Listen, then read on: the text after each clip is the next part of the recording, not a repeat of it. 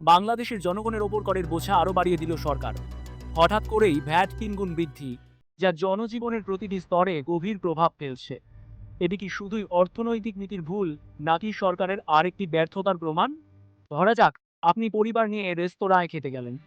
আগে যেখানে 1000 টাকার খাবারে 50 টাকা ভ্যাট দিতে হতো, এখন 300 টাকার খাবারের পেছনেও 50 টাকা ভ্যাট দিতে হবে।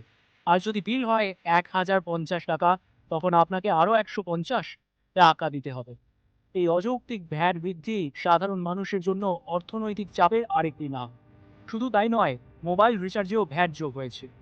আগে যেখানে 100 টাকায় রিচার্জ করলে আপনি 46 টাকার মতো ব্যালেন্স পেতেন, এখন পাবেন মাত্র 43 টাকা 70 পয়সা।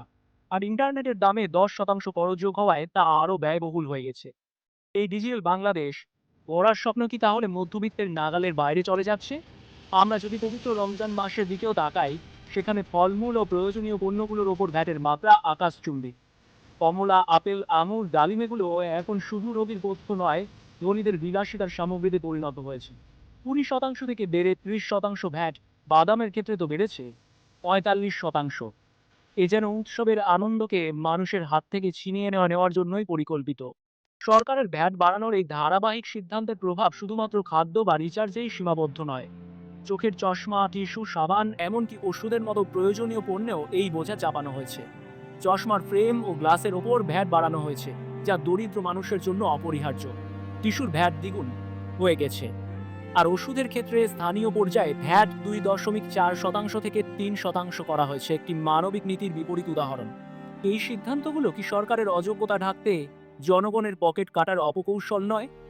এত ভ্যাট, এত কর বাড়ানো, অথচ কোনো দিক থেকে জনগণের সুবিধা দেওয়া হলো? সরকার যে প্রকল্পগুলোয় দুর্নীতি করে জনগণের করের টাকা নষ্ট করছে, তা বন্ধ না করে কেন মানুষের জীবনকে আরও কঠিন করে তোলা হচ্ছে? পোশাকের দোকান বা দর্জির দোকানেও ভ্যাট বাড়িয়ে দিয়েছে। ঈদে নতুন জামা কেনা এখন মধ্যবিত্তের জন্য বিলাসিতা হয়ে গেছে। মিষ্টির দোকানে ভ্যাট দ্বিগুণ হওয়ায় উৎসবের আবেগেই যেন কুড়াল মারা হয়েছে।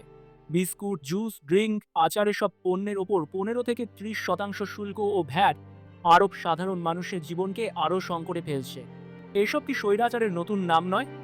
হাসিনার আমলে দুর্নীতির কারণেই ভ্যাট ও করের এমন চাপ সৃষ্টি হয়েছিল। অথচ এখন এই তত্ত্বাবধায়ক সরকারও সেই একই ভুলের পুনরাবৃত্তি করছে। তাহলে কি বদলেছে? আমরা মুক্তির জন্য লড়াই করেছি, স্বৈরাচার থেকে মুক্ত হয়েছি। কিন্তু এই রাষ্ট্র কি আজও জনগণের হয়ে উঠেছে? করের বোঝা কমিয়ে মানুষের জীবনযাত্রাকে সহজ করার পরিবর্তে এই নীতিগুলো কি তাদের আরও সংকটে ফেলছে না? এই সিদ্ধান্তগুলোর বিরুদ্ধে প্রশ্ন তোলা আজ সময়ের দাবি। আপনাদের মতামত কি?